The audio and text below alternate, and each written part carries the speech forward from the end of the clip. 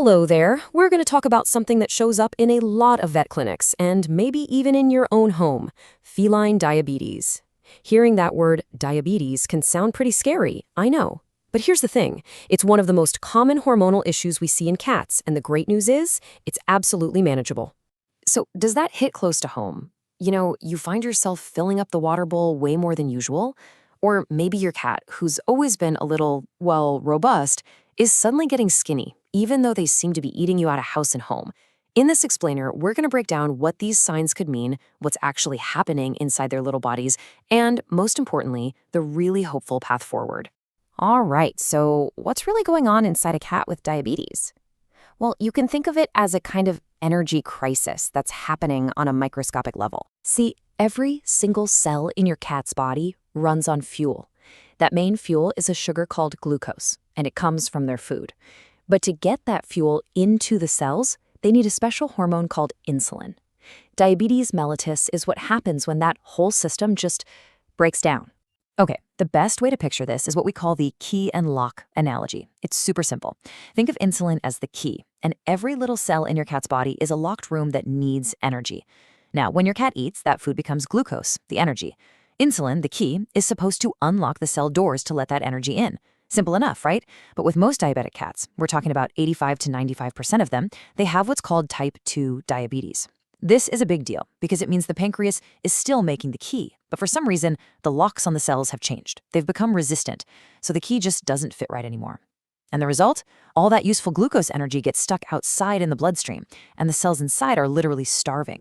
So that brings up a good question. Which cats are more likely to get this? Well, it's true any cat can develop diabetes. Some factors definitely stack the deck. And here is the single biggest one, the one we can actually do something about: obesity. A cat that's overweight is up to 4 times more likely to develop diabetes. And, for a cat, being just 3 pounds over their ideal weight is a really big deal. This is so powerful because it's a risk factor that we, as their people, have a huge amount of control over. Now, besides weight, there are other things that play a role.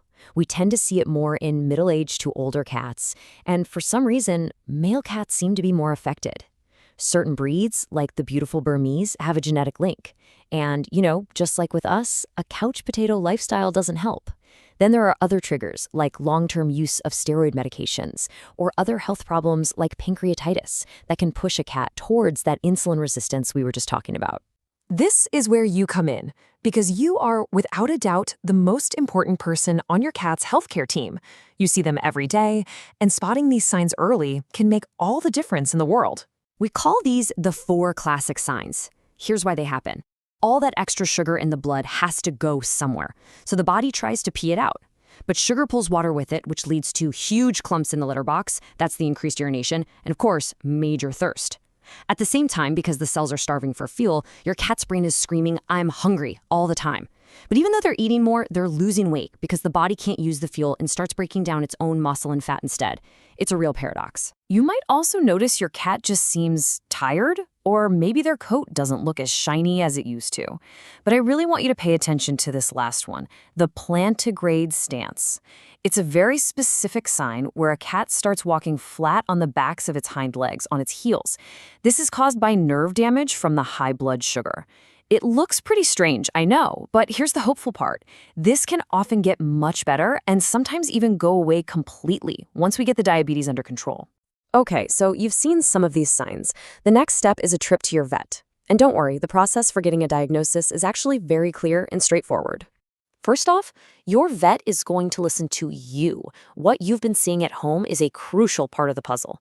Then they'll do an exam and get some blood and urine samples. They're looking for 2 things: really high levels of glucose in the blood and glucose spilling over into the urine, which should never happen.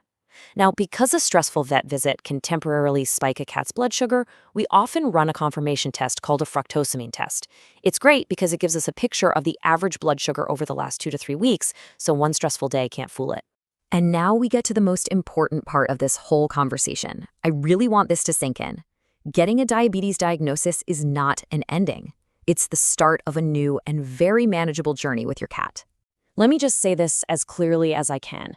With the right care, Diabetic cats can live wonderful, happy, high-quality lives for years and years. This is not a death sentence, not even close. So, how do we do it? Well, success really stands on these 4 pillars. 1. Insulin therapy. Most cats will need tiny injections of insulin to help their bodies use that glucose. 2. Diet and weight control. This is huge. Usually, we recommend a high-protein, low-carb wet food. 3. Home monitoring. This helps you and your vet see how things are going day to day. And 4, a really strong partnership with your vet. You're a team, and that communication is what makes everything work. And this right here is one of the secrets to success. Routine, routine, routine. Cats thrive on it anyway, but for a diabetic cat, it's essential. Giving meals and insulin injections at the same times every day helps keep their blood sugar from swinging up and down. It creates stability, and that's exactly what we're aiming for. Now, as part of the team, it's really important for you to know the difference between 2 key situations. First is hypoglycemia, or low blood sugar. This is an emergency. If your cat suddenly seems weak, wobbly, or is shaking, it's a sign their sugar has dropped too low. The immediate action is to rub some honey or corn syrup on their gums and call your vet or an emergency clinic right away. On the other hand, hyperglycemia, or high blood sugar, is when you start to see those original diabetic signs creeping back in: the thirst, the urination. It's not a 5-alarm fire, but it is a signal to call your vet for advice. Never, ever adjust the insulin dose on your own.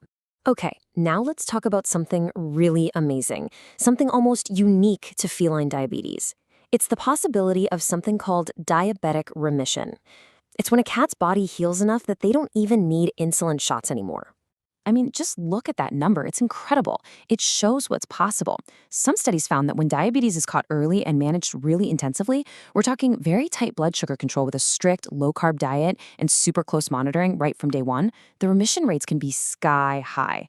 Now, of course, this is a best-case scenario, and not every cat will get there, but it shows that remission isn't just a fantasy. For many cats, it is a very real, very achievable goal. So let's wrap this up. What are the big things to remember? 1. Feline diabetes is common, but it is so treatable. 2. Keeping your cat at a healthy weight is the single best thing you can do to prevent it. 3.